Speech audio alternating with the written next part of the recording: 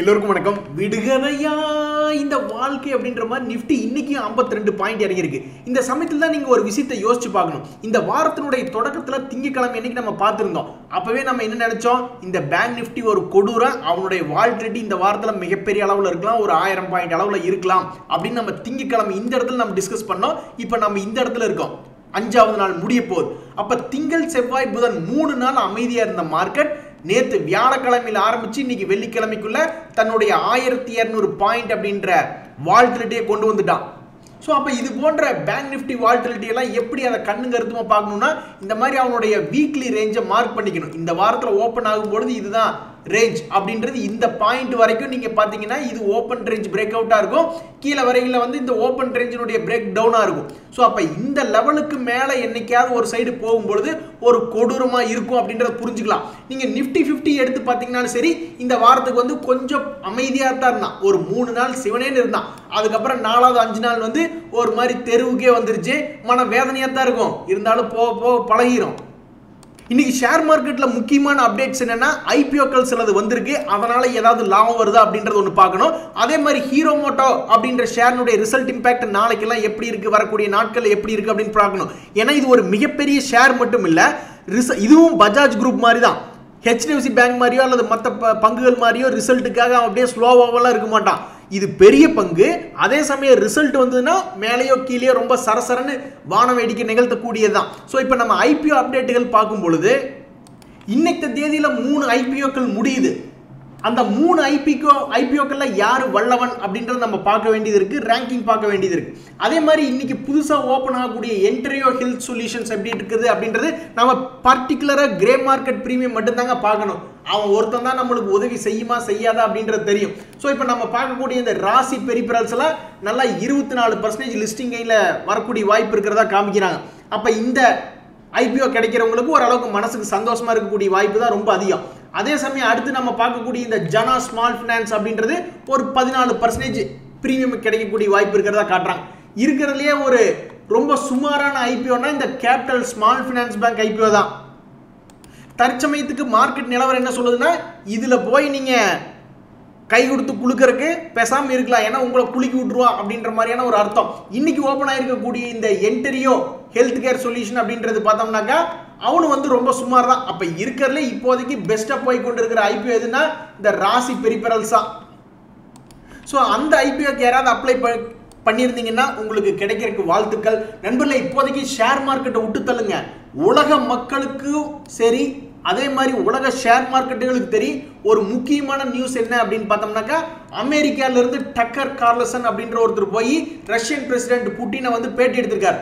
அந்த பேட்டி வந்து ஒரு ஆக்கப்பூர்வமான பேட்டியா இருக்கு. டேய் நான் அவனை அழிச்சு கட்டிடுவேன் அப்படின்ற மாதிரிலாம் எதுவும் இல்லாம, நாங்களும் இந்த சண்டையில் உங்களுக்கு தெரியாதுல்ல, ஷேர் மார்க்கெட் உருப்படாம போனதுக்கு ஃபர்ஸ்ட் அஸ்திவாரமே இந்த உக்ரைன் ரஷ்யா போர் தான். அது பழைய ஆளுகளுக்கெல்லாம் தெரியும். இப்போ வந்து ஒருவேளை அந்த போர் முடிவுக்கு வருது இந்த வருஷத்துல இந்த மீட்டிங்னால அப்படின்னா உண்மையிலேயே எல்லா கிரெடிட்டும் இந்த டக்கர் கார்லசனுக்கு தான் போகும். அதே சமயம் அந்த பேட்டிக்கு ஆப்போசிட்டா யோசிச்சு பாருங்க, அது எப்படி இப்படி எல்லாம் நடக்கலாம், அவர் இப்படி பேசலாம், எச்சா இன்னொரு 10 குண்டை தூக்கி போடுங்கடா அப்படின்ற மாதிரி ஏதாவது பிரச்சனை ஆகலாம். ஸோ ஓவர் நைட்ல இன்னிலிருந்து ஆரம்பிச்சு கரெக்டா சனி ஞாயிறு வேற வருது. சரி, திங்கக்கிழமையிலிருந்து ஆரம்பிச்சு இந்த போர் பதட்டம் தனிஞ்சா பரவாயில்ல, இந்த இன்டர்வியூனால மறுபடியும் இந்த இன்டர்வியூனால இன்னொரு 10 குண்டை சேர்த்து போடுங்கடான்னாக்கா மண்டே அன்னைக்கு நம்மளை போட்டு தள்ளிடுவானுங்க. ஸோ அப்படி ஒருவேளை பெரிய பிரச்சனையாச்சுன்னா ஒன்னா நம்மளுக்கு மண்டே பிளாக் மண்டேயா இருக்கலாம், அல்லது போர் பதற்றம் தனிஞ்சதுனாக்கா நம்மளுக்கு ஒரே குஜாலா மண்டேவா இருக்கலாம். எதா இருந்தாலும் இனி வரக்கூடிய செய்திகள்ல உங்களுடைய போர்ட்ஃபோலியோ நீங்க காப்பாத்திக்கிற மாதிரி ஏதாவது ஆக்ஷன் எடுக்க வேண்டியது இருக்கு. ஒரு உதாரணத்துக்கு ஒரு கோடிக்கு வாங்கி வச்சிருக்கீங்க அப்படின்னா நீங்க ஏதாவது ஒரு புட் ஆப்ஷன் வாங்கி ஹெட்ஜ் பண்ணி விட்டு தான் போகணும். அப்படியே ஓப்பனாவா விட்டு போவாங்க. அதே சமயம் ஏதோ ஒரு 10,000 20,000 வாங்கியிருக்கோம், 1 லட்சத்துக்கு வாங்கியிருக்கோம்னா சரி கடவுள் விட்ட வழின்ட்டு போக வேண்டியதுதான். ஏன்னா அதுக்கெல்லாம் ஹெட்ஜிங் பண்ணுறோம்னு வச்சுங்களேன், அப்போ அதுக்கே வந்து நம்மளுக்கு 2000-3000 செலவாகும். அப்புறம் என்னத்துக்கு அதை பண்ணிட்டு சில பேர்லாம் டேர்ம் இன்சூரன்ஸே எடுக்காமல் இருப்பாங்க. ஏன் அப்படின்னு கேட்டால், நான் சம்பாதிக்கிறதே 100 ரூபா தான்யா, ஆனால் டேர்ம் இன்சூரன்ஸ் போடணுன்ட்டு போனால் அவன் 10,000 ரூபாயெல்லாம் கேட்பான் அப்படின்ற மாதிரி யாராவது ஒரு கான்செப்டில் இருப்பாங்க. நண்பர்களே, இப்படி ஒரு சோதனையை நம்ம 2-3 நாளாக பார்க்கல. நம்ம 2-3 நாளாக நம்ம மார்க்கெட்டை கூர்ந்து கவனிக்கிறதுனால நம்ம இதை பார்த்துக்கிட்டு தான் இருக்கோம். நல்ல ஆர்டர் கிடைக்குது, 5500 கோடிக்கெல்லாம் ஆர்டர் கிடைக்குது, 1000 கோடிக்கு ஆர்டர் கிடைக்குது அப்படின்ற நியூஸ் வருது. ஆனா அந்த பங்குகள் எல்லாமே ஸ்வைங்னு சொருகல் அடிக்கிறான். அதாவது அந்த நியூஸ் வந்த உடனே ஓப்பனிங்ல கேப் அப் தான் வைக்கிறான். பட் அதுக்கப்புறம் பார்த்தா அந்த கேப் அப்பை ஒரு இதாக எடுத்துக்கிட்டு ஒரு காரணமாக எடுத்துக்கிட்டு அங்கெல்லாம் பிடிச்சி விற்று விட்டுறாங்க. அந்த வகையில் பார்க்கும்பொழுது இந்த பிஹெச்எலுக்கு ஒரு நல்ல நியூஸாக வந்த உடனே ஓப்பனே கேப் அப்பில் தான் இருந்தது. அதுக்கப்புறம் இப்போ ஆல்மோஸ்ட் 6% இறங்கிடுச்சு. எல்லாம் இது ஒரு காரணமாக வச்சுக்கிட்டு எல்லாம் விற்று விடுவாங்க போல. ஸோ எது எப்படியோ கிளியர் கட்டாக ஒரு விஷயம் என்ன தெரியுது அப்படின்னா, மார்க்கெட் உச்சத்துக்கு வரும்பொழுது கொஞ்சம் செல்லிங் ப்ரெஷர் வருது.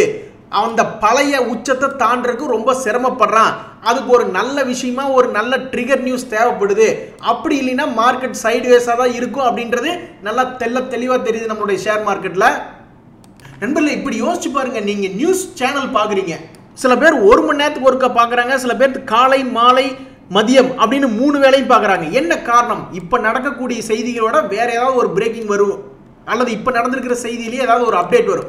அப்போ ஒரு சாதாரண ஒரு செய்தியே நம்ம ஒரு நாளைக்கு 3 தடவை பார்க்கணும்னா, ஷேர் மார்க்கெட்டில் பணம் போட்டு வச்சுக்கிட்டு ஏதாவது ஒரு ஷேரை நம்ம வச்சிருக்கோம்னா அதில் 4 மணி நேரத்துக்கு ஒருக்கா டெக்னிக்கலி நம்ம வந்து ரெஃப்ரெஷ் பண்ணி எப்படி இருக்கு பொசிஷன், பிரைஸ் மூவ்மெண்ட் ஆனதுக்கப்புறம் அப்படின்ற மாதிரி பார்க்கணும். அதே மாதிரி ஒரு லாங் டேர்மில் ஒரு ஸ்டாக்கை வாங்கினீங்கனாலும் 3 மாதத்துக்கு ஒருக்கா ஓப்பன் பண்ணி அவன் எப்படி ரிசல்ட் விட்டுருக்கான் அப்படின்ற பார்த்து நீங்கள் ரிவ்யூ பண்ணிக்கிட்டே இருக்கணும். இல்லைன்னா கும்பா இந்த பேடிஎம்ல ஒரு பேட் நியூஸ் வந்துச்சு. ஒரு 3 நாள் ஜென்ரலாக அந்த பேட் நியூஸ் அப்சர்வ் பண்ணிட்டு செட்டில் ஆகி மறுபடியும் அடுத்த நாள் பேடிஎம் வந்துச்சு. ஸோ ஜென்ரலாக நம்ம பார்க்கக்கூடிய ஸ்டாக்குகளில் பேட் நியூஸ் வந்துன்னா 3 நாள் ஆகும். மறுபடியும் ஒரு நாள் ப்ளஸில் போயிட்டு மறுபடியும் அடுத்த நாள் குப்புற விழுந்தான். அதுக்கு என்ன காரணம்னு போய் எடுத்து பார்த்தோம்னா அப்போ மறுபடியும் ஒரு பேட் நியூஸ். அப்படின்னு என்ன அர்த்தம்? ஒரு ஷேர் இன்னைக்கு பேட் நியூஸ் வந்து ஸ்டேபிள் ஆகிட்டா அப்படின்னா மறுபடியும் அது ஒரு 2-3 நாள் கழிச்சு ஏதாவது நியூஸ் வருதா நம்ம போய் பார்க்கணும். நியூஸ் வந்ததுக்கு தகுந்த மாதிரி தான் மூவ்மெண்ட் பண்ணிக்கணும் அப்படின்றது என்னுடைய கருத்து. இல்லைன்னா லாங் டேர்மும் சரி ஷார்ட் டேர்மும் சரி இப்படி நீங்கள் ஃபாலோ பண்ணிக்கிட்டே இல்லாமல் இருந்தீங்கன்னா கும்பா குட்டி தான். நண்பர்களே, இன்னைக்கு மீடியாக்களில் டிஸ்கஸ் பண்ணிட்டு இருந்த ஷேரில் 2 ஷேர் வந்து என்ன ஃபோக்கஸ் பண்ணா. இந்த M6 அப்படின்ற ஷேர் உங்களுக்கு தெரியாதுல்ல. இதுக்கு முன்னாடி நம்ம இந்த சப்போர்ட் ரேஞ்செலாம் பார்த்தா இது ஒரு சாதாரண ஷேர் நான் நினச்சிட்டு இருந்தேன். 1400 ரூபாயிலிருந்து மேலே வந்தால் எந்த ஒருத்தர் போகிறான் 2000 ரூபாய்க்கு இது வருவானோ அப்படின்ற மாதிரி நான் நினச்சிக்கிட்டு இருந்தேன். அதுக்கப்புறம் அவன் போன ரேலிக்கு முக்கிய காரணம் அவங்க டிசிஎஸ்னுடைய ஒரு சாஃப்ட்வேரை இம்ப்ளிமெண்டேஷன் பண்ணாங்க அப்படின்ட்டு. அதுக்கப்புறம் அவன் கொஞ்சம் ஸ்லோவாக இருந்தால் மறுபடியும் மார்க்கெட் ஏறினங்காட்டி தூக்கி விட்டாங்க. இன்னைக்கு வந்து மறுபடியும் ஷேர் மார்க்கெட்டில் மீடியாக்களில் வந்து இந்த M6 அப்படின்ற ஷேரை கவர் பண்ணுறாங்க. எனக்கு என்னமோ இப்போ ஒரு அனலிஸ்ட் வந்து ஒரு ஸ்டாக்கை வந்து அனலைஸ் பண்ணுறாரு அப்படின்னா அது ஒரு டேர்னிங் பாயிண்ட்ல தான் அனலைஸ் பண்ணுறாரு. அப்போ அவர் மேலே போகுன்னு எதிர்பார்க்குறாரு. மேலே போகலின்னா கீழே ஸ்டாப் லாஸ் ஹிட் பண்ணும் அப்படின்ற மாதிரி எதிர்பார்ப்பார். அப்போ அவங்க ஒரு அனலிஸ்ட் ஒரு ஸ்டாக்கை பற்றி பேசினாவே அது ஒரு டேர்னிங் பாயிண்ட்ல இருக்குது அப்படின்ற மாதிரி அர்த்தம். ஸோ அப்போ இந்த M6 ஏதாவது மேலே போகுன்னு அந்த அனலிஸ்ட் எதிர்பார்த்து மேலே போகலின்னா அப்புறம் அது கும்பாயி 3000 வந்தாலும் ஆச்சரியப்படுறதுக்கு இல்லை அப்படின்றத என்னுடைய கருத்து. அடுத்து நம்ம பார்க்கக்கூடிய இந்த பார்பிக் நேஷன் அப்படின்றது வந்து ஏன் எனக்கு இன்ட்ரெஸ்டாக இருந்ததுன்னா, நம்மளும் இதை டிஸ்கஸ் பண்ணியிருந்தோம் இதுக்கு முன்னாடி. இந்த பார்பிக் கணேசன் வந்து ரொம்ப அடிவாரத்தில் இருக்குங்க, கொஞ்சம் பிரேக் அவுட் ஆகுதுங்கன்னு நம்ம பேசியிருந்தோம். நம்ம பேசி ஆல்மோஸ்ட் 1 மாதம் ஆயிடுச்சு. அந்த 1 மாதம் ஆகி நான் இப்போ எடுத்து பார்க்குறேன் அதே ரேட்டில் தான் இருக்கான். என்ன பிரேக் அவுட் ஆனானோ அதே ரேஞ்சில் தான் இருக்கான்.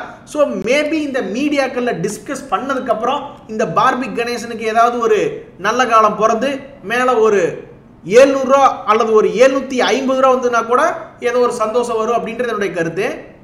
ஸோ இந்த ஸ்டாக்குகள் தான் மீடியாக்களில் நான் அதிகமாக பார்த்துக்கிட்டு இருந்தேன். அடுத்தது வந்து இந்த நீண்ட கால அடிப்படையில் இந்த ஒலெக்ட்ரா அப்படின்ற ஷேர் வந்து இன்னைக்கு நல்லா பாசிட்டிவ் மொமெண்டம் காமிச்சிக்கிட்டு இருந்தான். நான் இந்த வருஷம் ஸ்டார்டிங்லேயே அந்த ஒலெக்ட்ரா அப்படின்றத வந்து நான் வாங்கி பார்க்கலாம் அப்படின்ற மாதிரி நான் வாங்கி பார்த்துருந்தேன். இந்த ஒலெக்ட்ரா இன்னைக்கெல்லாம் 100% லாபம் வந்துச்சுன்னா வித்து விட்டுறலாம் அப்படின்ற மாதிரி தான் நான் பார்த்தேன். பட் இன்னுமே 56% தான் கெயினில் இருக்குது. அதாவது லாங் டேர்முக்குன்னு சில ஸ்டாக்ஸ் வாங்கிட்டு நான் இதை லாகின் பண்ணி பார்க்குறதையே நான் வெறுக்கிறேன். பார்த்தீங்களா, லாகின் பண்ணி பார்த்தோன்னே நெத்தியில் எழுதி ஓட்டுறான் உங்கள் பேரில் இன்றைக்கி 5000 ரூபா லாஸுங்க அப்படின்னு. இதுக்கு தான் நான் இந்த லாங் டேர்ம் போர்ட்ஃபோலியோ லாகின் பண்ணியே பார்க்கறதில்ல.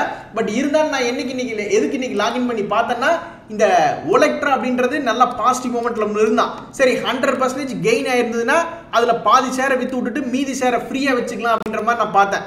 இந்த மிஸ்தானில் வேணால் எனக்கு ஒரு சான்ஸ் இருக்குது. இந்த மிஸ்தானில் வந்து ஆல்மோஸ்ட் இப்போ 12 ரூபாய்க்கு வாங்கினது இப்போ 22 ரூபா இருக்கா, 82% பக்கம் கெயினில் இருக்குது. ஆனால் இந்த மிஸ்தான் அப்படின்றது வந்து ஆல்மோஸ்ட் இதுக்கு முன்னாடி நான் பார்க்க விட்டுட்டேன், எனக்கு தெரியல. இந்த மிஸ்தான் என்னுடைய ஃபில்டர்லேயே வந்து உழுகல 25 ரூபா வரைக்கும்லாம் போயிருக்கான். ஸோ அப்போ ப்ராபப்ளி நான் கரெக்டாக அந்த 100% லாபத்துக்கு வித்துட்டு இருந்தேன்னாக்கா 140 ஷேரில் 70 ஷேர் வித்துட்டு இருந்தேன்னா நான் போட்ட பணம் திரும்ப வந்திருக்கும். இங்கே இருக்கிற ஷேர் எனக்கு ஃப்ரீயாக கிடைச்ச மாதிரி லைஃப் லாங் வச்சுக்கிட்டு போக வேண்டியதான். யாருக்குங்க தெரியும் இந்த யூனிடெக் அப்படின்ற ஷேர் 1,000 ரூபாயில் கிடந்தான், இன்னைக்கு 16 ரூபாயில் வந்து வந்திருக்கான். நாளைக்கே அவன் மறுபடியும் 1 ரூபா போனாலும் ஆச்சரியப்படுறதுக்கு இல்லை. அதனால மீதி சும்மா தானங்க கொடுக்குறாங்க. 140 ஷேர் வாங்கியிருக்கோம், 100% ப்ராஃபிட் ஆயிடுச்சுன்னா 70 ஷேரை வித்து விட்டுட்டோம்னா போட்ட காசு திரும்பி வந்தது. மீதி இருக்கிற 70 ஷேரை அப்படியே ஒரு 20-30 வருஷத்துக்கு குற்ற வேண்டியதானே. யாருக்கு தெரியும், இந்த மிஸ்டான் 1 ரூபாய்க்கு வேணாலும் வரலாம், ஒரு 1000 ரூபாய்க்கு கூட போகட்டும். யாருக்கு தேவை அது? நம்மளுக்கு அது நம்ம அடுத்து வரக்கூடிய ஜென்ரேஷனுக்கு தான் அந்த கவலை. நம்மளுக்கு என்ன கவலை? நம்மளுக்கு போட்ட பணத்தை எடுத்துட்டோம். இது எல்லாமே ஒரு சாம்பிள் இன்ஃபர்மேஷன் அப்படின்றத நான் தெரிவிச்சுக்கிறேன். ஆக இங்கே பார்த்தீங்களாங்க, எஸ் பேங்க் காரங்களுக்கு மச்சம் தாங்க.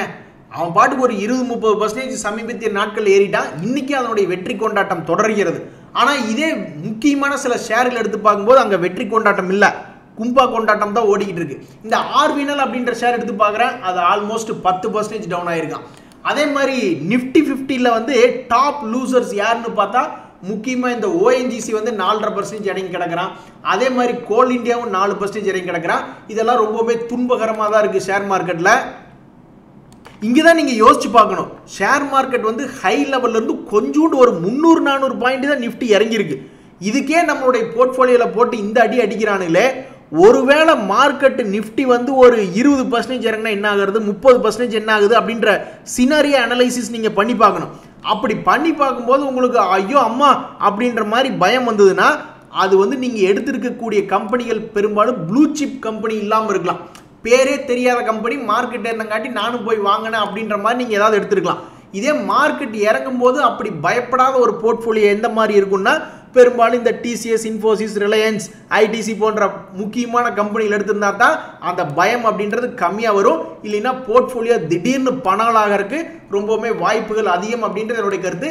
இன்றைய தகவல் உங்களுக்கு உதவியாக இருந்ததுன்னா எனக்கு சந்தோஷம் தான். ரொம்ப நன்றி, வணக்கம்.